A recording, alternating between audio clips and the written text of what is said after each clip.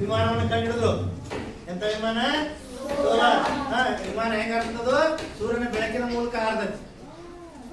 ಅಂತಹ ವಿಮಾನಗಳನ್ನ ಬಳಕೆ ಮಾಡಕತ್ತಾರ. ಸೋಲಾರ್ ಪ್ಲೇಟ್ ಹಾಕಿ ಮ್ಯಾಗ ಹಾಕಿ ಅದರಿಂದ ವಿದ್ಯುತ್ ತಯಾರು ಮಾಡಿ ವಾಹನಗಳನ್ನ ಚಲಿಸಕತ್ತಾರ. ಇನ್ನು ಅನೇಕ ರೀತಿ ನೋಡಿ. ಇಲ್ಲೊಂದು ಚಿತ್ರ ಬಂತು. ಈ ಚಿತ್ರ ನೋಡಿದ ತಕ್ಷಣ ನಿಮ್ಗೆ ಏನ್ ಅನ್ಸುತ್ತೆ? ಇದು ಯಾವ ಪಾಠದಾಗ ಬಂದೈತಿ? ಬಂದಂತ ಒಂದು ಚಿತ್ರ ನೋಡೋಣ. ಪ್ರಶ್ನೆ ಏನೈತಿ? ವಂಶ ವೃಕ್ಷದಲ್ಲಿ ಬಳಸುವ ಈ ಸಂಕೇತವನ್ನು ಹೆಸರಿಸ್ರಿ.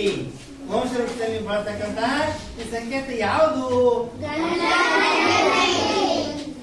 C the options. ನೋಡ್ರಿ ಆಪ್ಷನ್ ಗಳು ಏನದಾವು? ಒಂದೇದು ಹೆಂಡತಿ ಗಂಡ, ಗಂಡ ಹೆಂಡತಿ, ತಾಯಿ ಮಗಳು, ತಂದೆ ಮಗ. ಆಪ್ಷನ್ ಬಿ ಹೆಂಡತಿ. ನಿಮ್ಮ ಉತ್ತರ ಸರಿ ಐತಿ. ಸ್ವಲ್ಪ ಹಂಗಾರ ಅದ್ರ ಬಗ್ಗೆ ಇನ್ನೊಂದು ಸ್ವಲ್ಪ ನೋಡ್ಕೊಂಡ್ಬಿಡೋಣ. ಏನು ಇಲ್ಲಿ ಈ ಪಾಠದಲ್ಲಿ ನಿಮ್ಗೆ ಬಂದೈತಿ. ಹೌದಾ? ಈ ಚಿತ್ರ ಬಂದೈತಿ. ಗಂಡಿಗೆ ಯಾವ ಸಂಕೇತವನ್ನು ಬಳಸ್ತಾರ? ಚೌಕಾಕಾರ ಸಂಕೇತವನ್ನ ಬಳಸ್ತಾರ. ಹೌದಲ್ಲ? ಗಂಡಿಗೆ ಯಾವ ಸಂಕೇತ ಬಳಸ್ತಾರ? ಹೆಣ್ಣು ಇತ್ತಂದ್ರೆ ಬಳಸ್ತಾರ.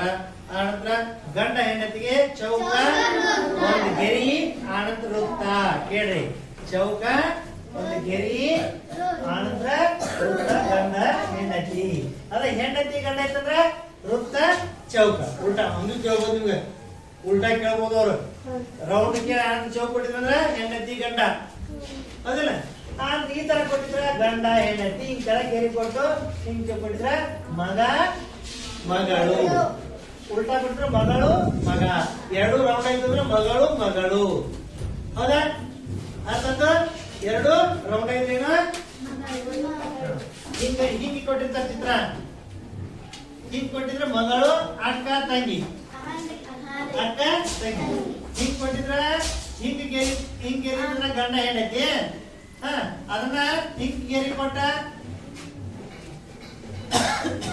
ಇದು ಗಂಡ ಹೆಂಡತಿ ಅಂದಿರಿ. ಮತ್ತ ಇದು ಅಣ್ಣ ತಂಗಿ.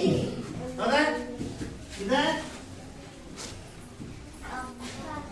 ಅಕ್ಕ ತಮ್ಮ.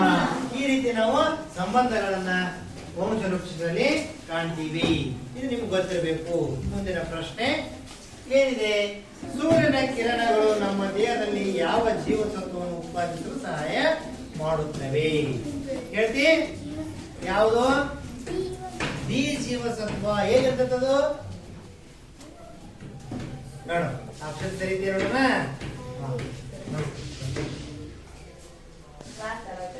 ಬರೀ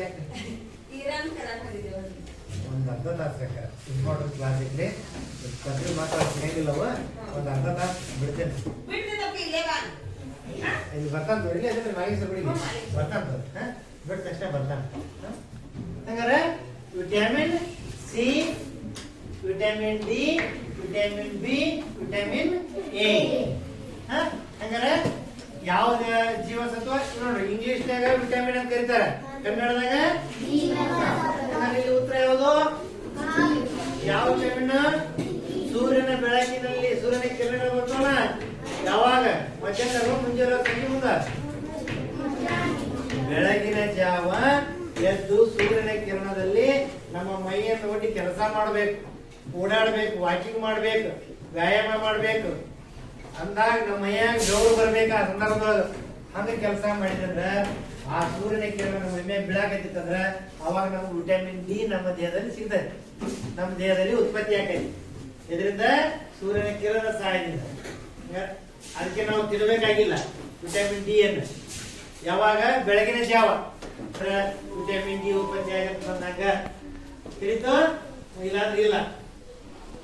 ಮತ್ ಸೂರ್ಯನ ಬಿಸಿಲೆ ವಿಟಮಿನ್ ಡಿ ಸೂರ್ಯನ ಬಿಸಿಲೆ ಮಕ್ಕೊಂಡ್ರೆ ಸಿಗಂಗಿಲ್ಲ, ನಿದ್ದೆ ಮಾಡಿ ಸಿಗಂಗಿಲ್ಲ.